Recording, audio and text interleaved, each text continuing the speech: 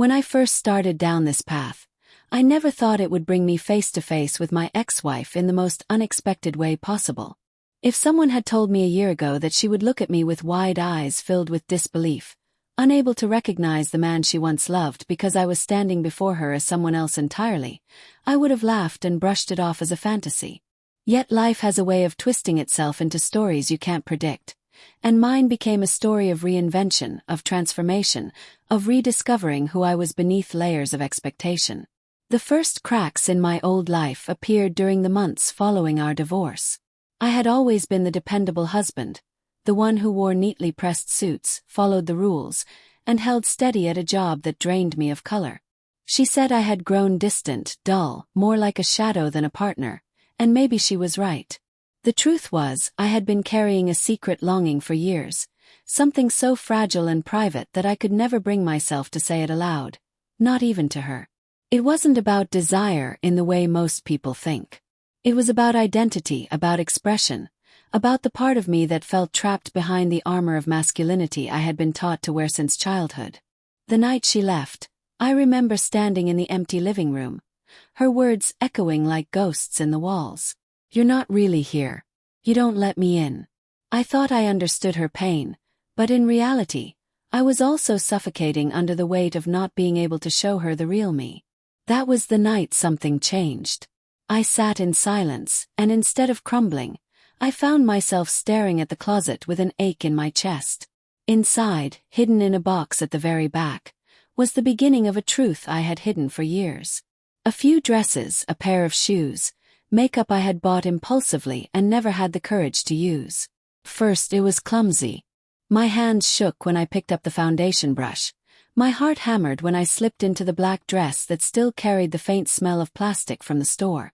But when I looked into the mirror and saw the reflection staring back, something shifted. The stiff lines of the man I had been started to soften, replaced by contours that felt truer, more alive. The suit I wore every day felt like a costume compared to this. And in that moment, I didn't feel ridiculous. Felt free. Days turned into weeks, and those late-night experiments became a ritual. I studied tutorials, learned how to shape my face with contour, how to let my hair fall differently, how to move with grace I never thought I possessed. I began to build a wardrobe in secret, little by little, each new piece becoming part of a puzzle I had been waiting my whole life to solve. My apartment, once sterile and lifeless, began to fill with color. Fabrics draped over chairs, lipstick shades lined the bathroom counter, and in the middle of it all, I felt myself awakening. But transformation isn't just about the surface. It's about learning how to carry yourself, how to exist in a space you were never taught to claim. Walking outside for the first time was terrifying. I remember the chill of the evening air brushing against my legs as I stepped onto the street in a flowing skirt, my heart pounding so hard I thought people could hear it. Every glance felt like a spotlight, every step a challenge. And yet, by the time I reached the end of the block, I felt something shift again. The world hadn't ended. No one screamed. I was still standing and stronger than before. Became addictive. Each day I pushed myself a little further. Grocery shopping, coffee runs, casual strolls through the park. And every time I felt less like I was pretending and more like I was finally existing. Strangers didn't see a man fumbling in disguise. They saw a woman walking confidently, and I began to see her too. Still, a shadow lingered over me, the thought of my ex-wife. She had always been so quick to notice changes, so sharp with her observations. I wondered what she would say if she could see me now. Would she laugh? Would she be angry? Would she pity me? I told myself it didn't matter, that her opinion no longer held power over me. But late at night, when the makeup came off and I stared at the person in the mirror caught between two worlds, I couldn't help but imagine the look on her face. The day it finally happened, it was pure coincidence. Or maybe fate. I had gone out with a group of friends I had met online. People who understood, who celebrated me, who called me by my chosen name without hesitation. We were sitting at a cafe, laughter bubbling around the table, when I felt the air shift. Across the street, standing frozen with a shopping bag dangling from her hand, was my ex-wife. For a moment time collapsed. I couldn't move. She stared, her brows furrowed, lips slightly parted as if her mind couldn't catch up with what her eyes were seeing. I knew that look: confusion, disbelief, recognition fighting denial. And then, like a wave crashing over me, I realized she knew. She knew exactly who I was, despite the layers of change. I wanted to run. My instincts screamed at me to hide, to disappear, to avoid the confrontation I had feared for months. But something stronger rooted me to the spot. Maybe it was pride. Maybe it was the new sense of self I had built piece by piece. Or maybe it was simply exhaustion from hiding for so long. Whatever it was, I didn't look away. I held her gaze. She crossed the street slowly, each step measured, her eyes never leaving mine. My friends noticed, their chatter fading into silence. By the time she reached the table, my heart was thundering so loud I barely heard her voice when she finally spoke. "Can't be." Her words hung in the air, heavy and trembling. The silence stretched, and in that pause, the entire journey of my transformation seemed to rise up around me, as if daring me to deny it, to shrink back into the old self she had known. But I didn't. I straightened, lifted my chin, and with a calmness I didn't know I possessed, I answered, "It is." The weeks after that night became a blur of curiosity and self-discovery. At first, I tried to convince myself that the makeup and clothes were nothing more than a temporary indulgence, a way to distract myself from the emptiness my ex-wife had left behind. But the mirror betrayed me. Every time I saw that softer reflection, framed by styled hair and delicate fabrics, something stirred inside me that I had buried for years. It wasn't just curiosity anymore. It was a hunger, a need to explore this side of myself that had always lingered in the shadows. I started small. A little eyeliner before bed, a soft pink polish on my toenails that I kept hidden under socks, a silky blouse I wore around the house when no one was expected to visit. Each step made me feel lighter, freer, and oddly more alive than I had in years. Yet with every experiment I also felt fear gnawing at me. What if someone found out? What if my ex-wife somehow caught wind of this? She had always had a way of making me feel smaller, like I was under her microscope even after we had separated. One Friday evening, after a long and exhausting week at work, I found myself pulling out the wig and makeup again. I slipped into a dress I had secretly ordered online, a flowing navy blue one that cinched at the waist and fell just above my knees. When I looked at myself in the mirror, I froze. It wasn't just a man in a dress anymore. For the first time I saw her, this version of me that had always been denied space to exist. She had a softness in her eyes, a quiet strength in her posture, and though she was new to me, she felt strangely familiar, like a long-lost part of myself finally resurfacing. That night, I decided to test the waters further. I did something I never thought I'd do. I walked outside. Just a short step onto the porch, the cool air brushing against my legs, the world suddenly feeling both terrifying and electrifying. I stood there for only a minute, but my heart raced as if I'd run a marathon. The night was silent, the neighborhood asleep, and yet I felt exposed, as though the universe had turned its spotlight directly on me. When I darted back inside, my cheeks burned, but not from shame. There was exhilaration in that tiny act of defiance. Became addictive. Each weekend I pushed myself a little further. First the porch, then the backyard, then a late-night drive with the safety of my car as my shield. I would glance at my reflection in shop windows when I stopped at red lights, half in awe and half in disbelief. The transformation wasn't just physical, it was emotional. I carried myself differently, spoke to myself differently, and for once, the voice in my head wasn't criticizing me. It was encouraging me. But with growth came complications. One evening, as I sat at my dining table, sipping tea in a satin robe, my phone buzzed. It was a message from my ex-wife. "I'll be in town next week. We should talk." My stomach dropped. About what? We hadn't spoken in months beyond the occasional logistics about paperwork.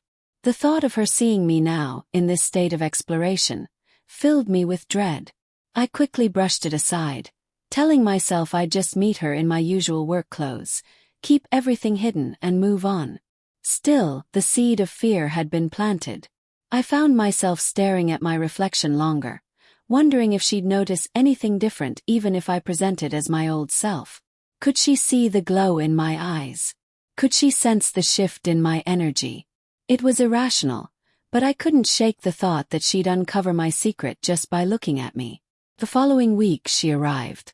We met at a cafe, and the moment I saw her I realized how much had changed inside me. She looked the same, polished, confident, sharp-eyed, but I didn't feel the same intimidation I once did. I greeted her calmly, even warmly, though I couldn't stop my hands from trembling under the table. She spoke casually at first, catching me up on her job and her travels, but then her gaze lingered. "You look different," she said, narrowing her eyes slightly. "I can't put my finger on it, but there's something about you. You seem softer. Happier, maybe." Her words struck me like a bolt of lightning. I forced a laugh and brushed it off, muttering something about exercising more and sleeping better, but inside my pulse raced. Did she know? Could she already see what I was trying to keep hidden? We parted ways without incident, but the encounter left me shaken. That night, I stood in front of the mirror again, dressed fully as her, and whispered to myself, "She almost saw you." It wasn't fear I heard in my voice this time. It was a strange mix of defiance and pride. I didn't want to hide anymore, but the thought of revealing this to my ex-wife, of all people, terrified me. The tension built over the following days. I threw myself deeper into the transformation, experimenting with hairstyles, makeup techniques, and outfits that ranged from casual jeans and blouses to elegant evening dresses. Each new look brought me closer to a version of myself that felt real, authentic, undeniable. Yet, the more authentic I became, the harder it was to pretend around others. Then, the inevitable happened. One Saturday afternoon, while I was lounging in my living room in a floral skirt and fitted top, the doorbell rang. I wasn't expecting anyone. Panic surged through me. I quickly glanced at the mirror. Full face of makeup, wig perfectly in place, outfit leaving no doubt about who I was presenting as. I couldn't answer the door like this. But the ringing persisted, louder and more insistent. When I peeked through the blinds, my heart nearly stopped. It was her, my ex-wife. When the day finally came that I would see Melissa again, my ex-wife, I thought I was prepared. I had told myself countless times that I was ready to face her, ready to show her the truth of who I had become, but the closer the moment drew, the more my heart betrayed me with rapid beats and nervous tremors. I received her message unexpectedly one evening. It was short and direct. "I heard about you. We need to talk." The words on my phone screen sent a wave of panic through me, like she had discovered some hidden truth I thought I could keep away from her forever. Of course she would find out eventually. We still had mutual friends, and despite the years apart, people loved to talk. Still, the idea of her confronting me terrified me. That night I barely slept. My mind was spinning with every possible reaction she could have, every word she might say, every insult she might hurl at me. And yet, deep down, I also craved the chance to show her. I didn't want her to see me as a joke or a phase. I wanted her to see me, as the person I had grown into, as the version of myself I had fought so hard to become. Maybe it was foolish, but a part of me wanted her respect, or at least her understanding. When morning came, I stood in front of the mirror longer than I ever had before. My reflection had become my anchor, my way of convincing myself that this wasn't a costume, that this wasn't just dress-up. This was my life, my skin, my truth. I wore a soft cream blouse with delicate lace at the cuffs and a flowing skirt that fell just below my knees. My makeup was subtle but enough to highlight the shape of my face that had softened over the years of practice. A gentle pink gloss gave my lips a touch of shine, and for the first time, I truly felt ready to face her. My hands trembled as I applied mascara, but when I finally looked at the finished version of myself, I whispered, "You can do this." We agreed to meet at a small cafe downtown, the same one we had once visited during the early days of our marriage. The irony wasn't lost on me. As I walked toward it, every step echoed with memories. Every sound of my heels clicking on the pavement, a reminder of the life I had once lived and the one I was now living. When I spotted her sitting by the window, my breath caught in my throat. Melissa looked almost the same as I remembered. poised, graceful, her hair pulled back in that familiar way. But her expression was unreadable as she glanced up and saw me. I hesitated, frozen for a split second, and then pushed the door open. Her eyes widened slightly as I approached. I could see the flicker of shock, the quick intake of breath, the subtle shift in her posture as she took in my appearance. I forced myself to smile, though my heart was pounding so loud I thought everyone in the cafe could hear it. "Hi, Melissa," I said, my voice calm but trembling underneath. She stared at me for a long moment before replying. "So it's true." We sat in silence for a while, the air heavy with tension. I tried to steady my hands as I wrapped them around the warm cup of coffee I had ordered, but they betrayed me with little tremors. Finally, she leaned forward, her eyes narrowing. "I didn't believe it at first," she said quietly. "I thought people were exaggerating. But now, here you are." I swallowed hard, unsure of how to respond. "This is me," I whispered, surprising myself with how steady my voice sounded. "This is who I've always been, even if I didn't realize it back then." Her expression hardened, and I felt the sting of her gaze. "You hid this from me all those years, and you never said a word." Her voice cracked, and for the first time, I saw something other than anger in her eyes, pain. That pain hit me harder than anything else.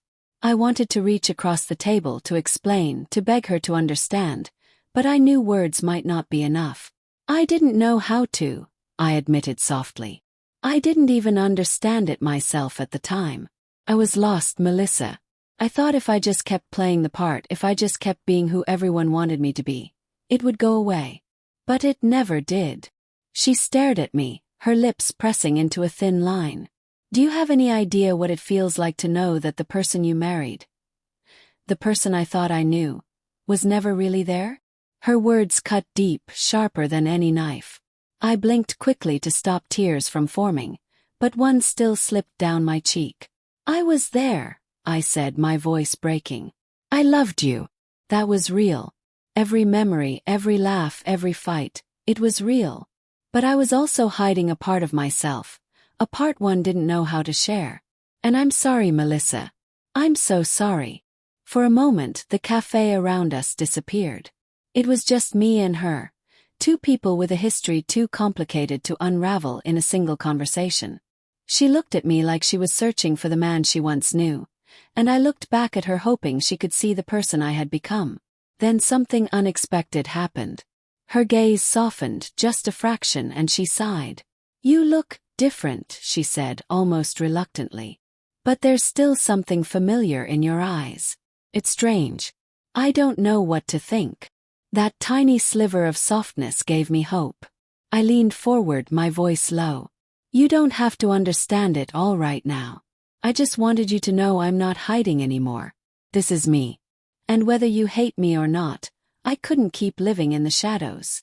She studied me carefully, and though her expression was still guarded, I could sense a battle raging inside her.